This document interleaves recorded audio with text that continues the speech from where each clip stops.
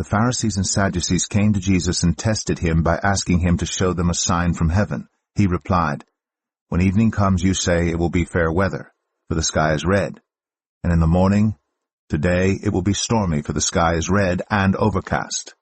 You know how to interpret the appearance of the sky, but you cannot interpret the signs of the times.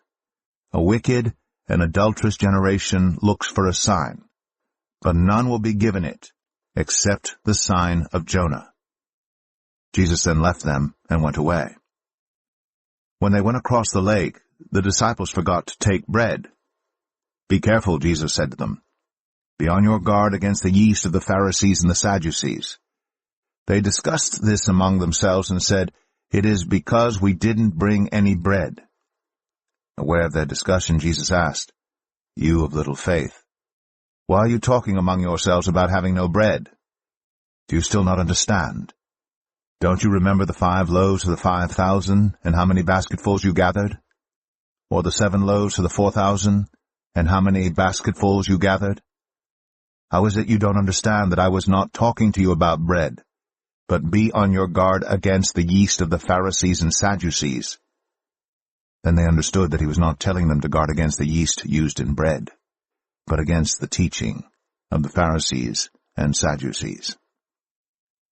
When Jesus came to the region of Caesarea Philippi, he asked his disciples, "Who do people say the Son of Man is?" They replied, "Some say John the Baptist, others say Elijah, and still others Jeremiah or one of the prophets." "But what about you?" he asked. "Who do you say I am?" Simon Peter answered, "You are the Messiah, the Son of the living God." Jesus replied, "Blessed are you, Simon, son of Jonah, for this was not revealed to you by flesh and blood, but by my Father in heaven.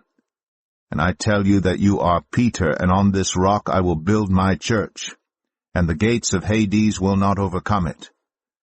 I will give you the keys of the kingdom of heaven. Whatever you bind on earth will be bound in heaven, and whatever you loose on earth will be loosed in heaven." Then he ordered his disciples not to tell anyone that he was the Messiah.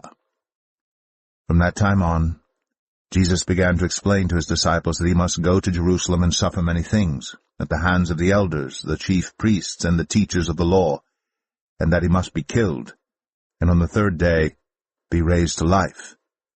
Peter took him aside and began to rebuke him. "Never, Lord," he said, "this shall never happen to you." Jesus turned and said to Peter, "Get behind me, Satan. You are a stumbling block to me. You do not have in mind the concerns of God, but merely human concerns."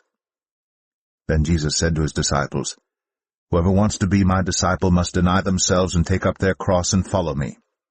For whoever wants to save their life will lose it, but whoever loses their life for me will find it. What good will it be for someone to gain the whole world yet forfeit their soul? Or what can anyone give in exchange for their soul?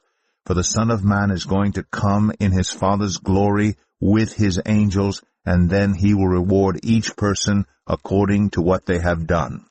Truly, I tell you, some who are standing here will not taste death before they see the Son of Man coming in his kingdom."